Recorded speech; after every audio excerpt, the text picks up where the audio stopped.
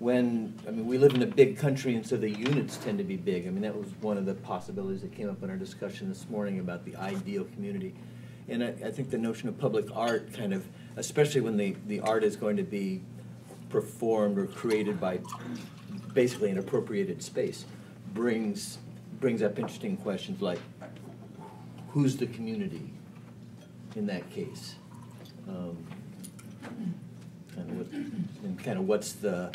What's the interplay between that community's rights and freedom of expression and those sorts of things?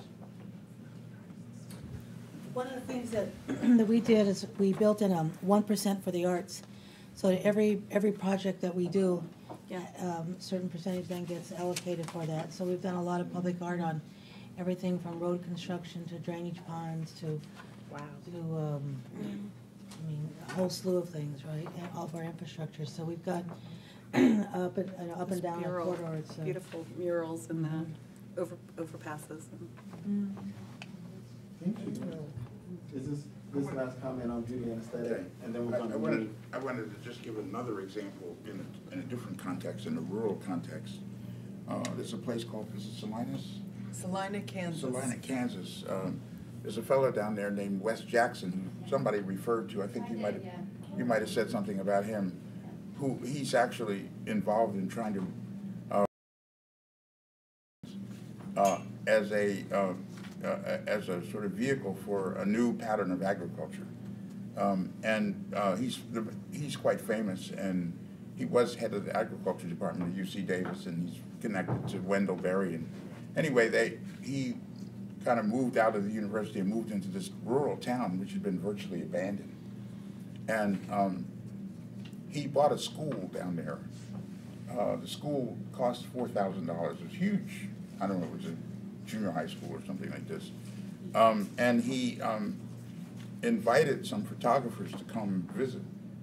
And these photographers then worked with they were white kids.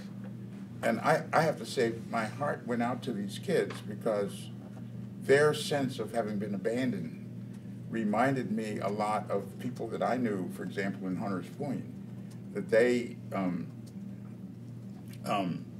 that somehow it was their fault, that there was nothing for them to do and nowhere for them to go. And one photographer worked with these kids, and they went out and made photographs of this rural place and had a big exhibition in this school, which then people came from all around to see. And it was this expression, I think, the photographs, were like Dorothy, what's her name? Dorothy Lang. Dorothea Lang were very powerful images that these young people did, and it gave them a sense of confidence and self-worth to be able to express themselves in a context in which people from around the country came to see what they had done. So I wanted to just share that example too.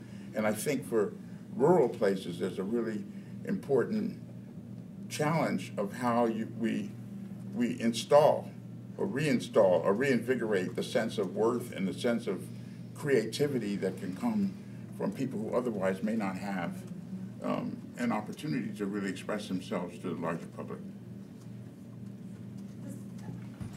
Just listening to you made me think about, and part of the rest of the conversation, what still boggles me is who defines what art is, and how, so that I know that of all these things that I've mentioned, they're all done without any government funding, any foundation funding. It's all done because people have organized among themselves. Now I'm talking about young people who start in Alaska and run all the way down to Panama, and then young people that start at Tierra del Fuego and run all the way up to Panama and meet together.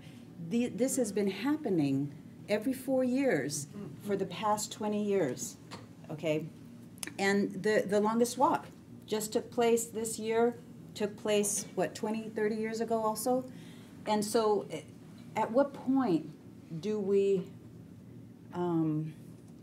navigate challenge? What is considered what we want as cultural and art?